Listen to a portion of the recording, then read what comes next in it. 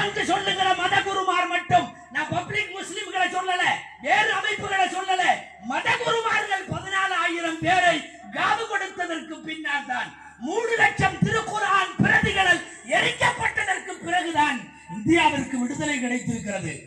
கேவலம் நீ எல்லாம் மதகுருமார்களை பத்தி பேசுற அளவுக்கு ஆயிடுச்சு. மதகுருமார்கள் பேசுறதுல ஒரு பயம் இருக்குதுன்னு விளங்குது, அதுவரையும் சந்தோஷம். ஏன்னா நாங்க பேசும்போது சமயங்கள்ல வேற மாதிரி ஆகும். உங்களுக்கு எல்லாம் ஒரு விஷயம் தெரியும்னு நினைக்கிறேன். 2019 தேர்தல் பிஜேபி சந்திக்கிறது. 19 தேர்தல் எல்லா மாநிலத்தில் உள்ள மதகுருமார்கள் கொஞ்சம் அசட்டையா இருந்துட்டாங்கன்னு நினைக்கிறேன். தமிழ்நாட்டில் இருக்கிற மதகுருமார்கள் ஒரு வேலை பண்ணாங்க. என்ன தெரியுமா? ஜும்மாவிலேயே அறிவித்தார்கள் யாருக்கு ஓட்டு போட கூடாதுன்னு சொன்னாங்க மதகுருமார்கள். சொன்னதன் விளைவு என்ன தெரியுமா? அந்த தேர்தலில் இந்தியாவே வேறு தீர்ப்பு தந்த போது தமிழகம் தனி தீர்ப்பை தந்தது.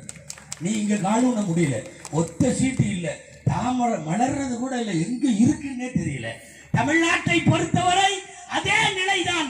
இன்னமும் எத்தனை ஆண்டு காலம் ஆனாலும் அதுதான் நீடிக்கும். எங்களை பொறுத்தவரை ஒன்னு சட்டத்தை திருத்து, இல்ல நீ திருந்து, இல்லாவிட்டால் நாடு முழுக்க ஷஹீத் வாக்குகளுடைய இந்த போராட்டம் போராடிக்கொண்டே இருக்கும். ஒரே ஒரு வார்த்தை சொல்லி நிறைவுக்கு வருகிறேன்.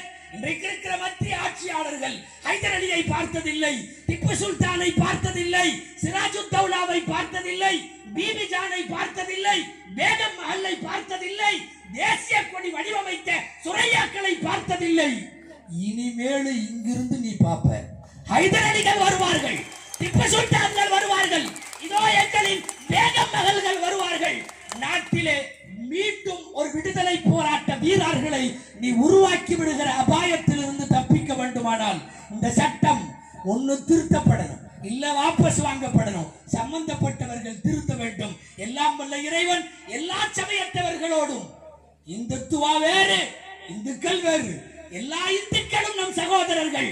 இந்துத்துவா சகோதரத்துவம் அல்ல, அது வெறுப்பு அரசியல் நடத்தும். இறைவன் இவர்களிடமிருந்து நாட்டை காக்கட்டும். வாய்ப்புக்கு நன்றி. வாஹிரு தஅவானா அல்ஹம்துலில்லாஹி ரப்பில் ஆலமீன். அஸ்ஸலாமு அலைக்கும் வரஹ்மத்துல்லாஹி வபரகாத்துஹு.